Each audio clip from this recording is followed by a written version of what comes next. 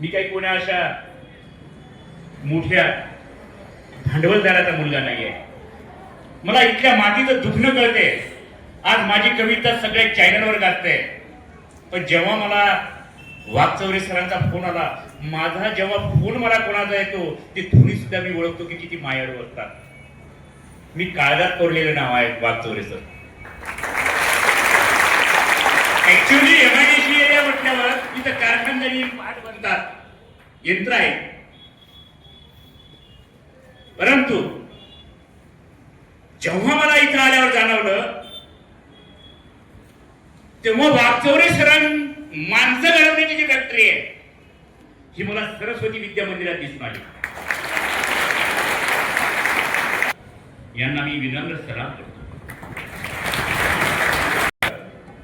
विद्यार्थी घडवण्यासाठी जे मायाचे काळीज लागते ना ते आपल्याकडे मला दिसून आलं.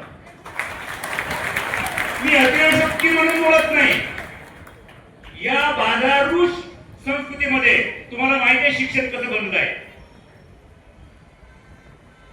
आम्ही भारताचे लोक जेव्हा आपण म्हणतो तेव्हा आम्ही भारताचे लोक म्हणतात तो माणूस मला वाघचौरे सर वाटतो.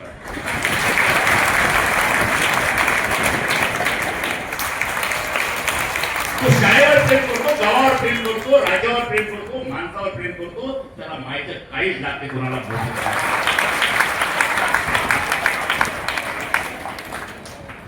आजूबाजूचा हा जो परिसर आहे हा कष्टकऱ्यांचा आहे. इथं आधुनिक स्वातंत्र्यासाठी अनेक जण झपाटलेले आहेत. पत्रकारांनी आमचं स्वागत. या स्वातंत्र्यासाठी विद्यार्थी मित्रांनी मला एवढं भारण केलं की तुमचे प्रस्तावना करणारे, सूत्रसंचालन करणारे, मी काय बोलावं मला हेच समजत होतो. यांनी सगळं सांगून दिलं. पण मी भारावलो की छोटे छोटे मुलं एवढे चांगले बोलत होते. तुम्ही तुमचे सगळेच कार्यक्रम मला चांगले वाटले. मग तुमच्या मागची जी मेहनत आहे ना, तुमचे गुरु जे आहेत, जे शिक्षक आहेत, मला खरोखर त्यांना धन्यवाद मला वाटते.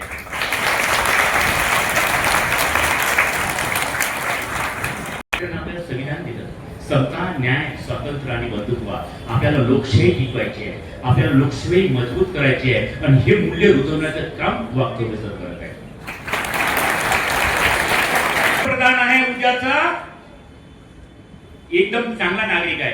आणि सर मला आशा आहे तुमच्या या संकुलातून भारत मजबूत करण्याचं काम, चांगलं मजबूत म्हणजे जे देशाला संस्कृती निर्माण करायचं काम म्हणतो, जे व्यसनमुक्तीचं आपण काम म्हणतो, जे स्वातंत्र्याचे काम म्हणतो, समतेचे काम म्हणतो, न्यायाचे काम करतो, ते आपल्या या विद्या मंदिरातून घडतील असं मला आज जाणवलं.